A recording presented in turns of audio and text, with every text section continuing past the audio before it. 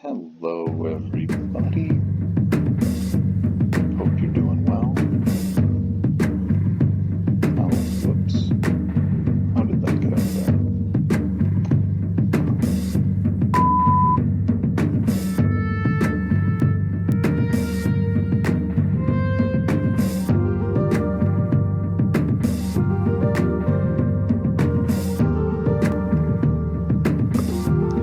There we go. Sorry for the technical difficulties there. I do hope you are doing well. I just wanted to give a little update on the drought situation in the southwestern U.S., particularly along the Colorado River. And so I figured the best place to start was going to be here with the entire U.S. drought monitor map. You can see down at the bottom where I'm getting this data from, and this was from June 30th. Today is July 7th, so a few days ago, but pretty good. So we can see from here that kind of the most exceptionally drought-stricken areas are going to be California, southern Nevada, central Utah, kind of central and eastern New Mexico, and then big portions of western and central Texas. But the entire Southwest is in some stage of drought. I mean, there is, I don't know if you can even see it, there is a tiny dot of non-drought conditions in Colorado and some bigger ones up in Wyoming, but pretty much everything. So, very dry, just as a baseline.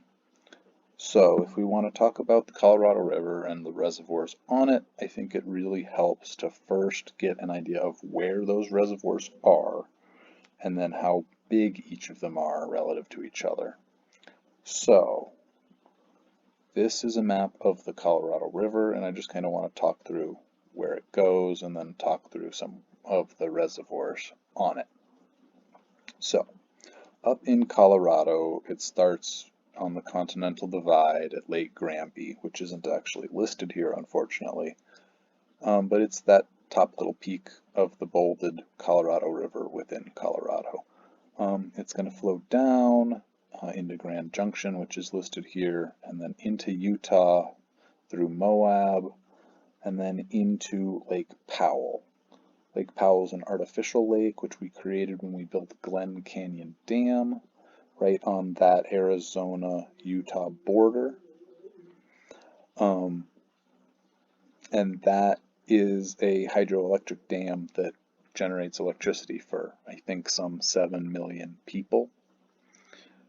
After that, it's going to go into Arizona and carve out that beautiful Grand Canyon before it enters into Lake Mead, which is right on the Arizona-Nevada border and is another the largest artificial reservoir in the United States that we created when we built Hoover Dam right on that border, which is another hydroelectric dam with 17 turbines, which I want to talk more about, but anyways.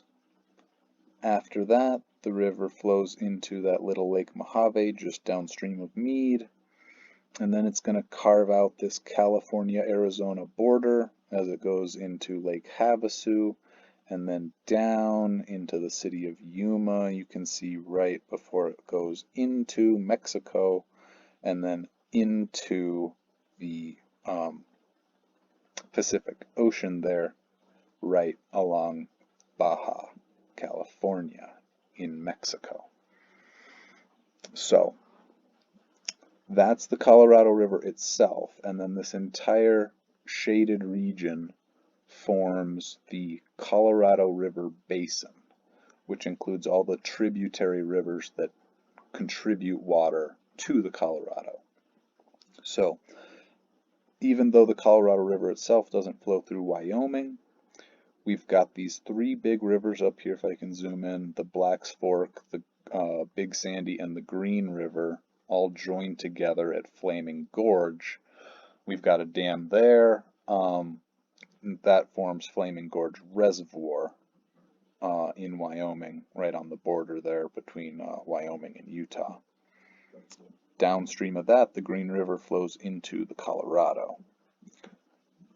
In Colorado, we've got a couple of big reservoirs. First one's Blue Mesa, entirely in Colorado.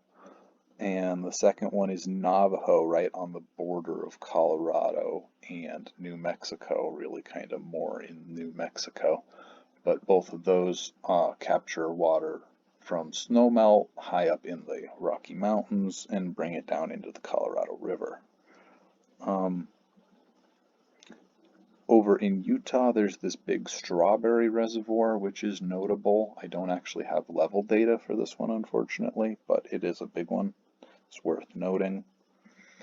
And then besides that, down in Yuma here, we've got a little teeny tiny reservoir that I might talk about at the end if we have time, because it's kind of interesting to me.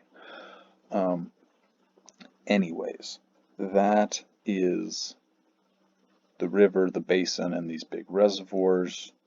So now, just real quick here, let's take a look at the relative size of these reservoirs. This is a really great visualization that a Reddit user did. I'll be sure to credit that in the comments, or the description, I mean. But we can see here, obviously, that the two big ones are Lake Mead and Lake Powell. Flaming Gorge up in Wyoming is a really big one. Then we can see that Strawberry, Blue Mesa, Navajo, Mojave, Havasu, these are all big ones as well. So they're all worth talking about. They are all interesting in their own ways. So I would like to do that in another video. If you liked this one, be sure to check in for the next one. Thanks so much for watching. Have a great day. Bye.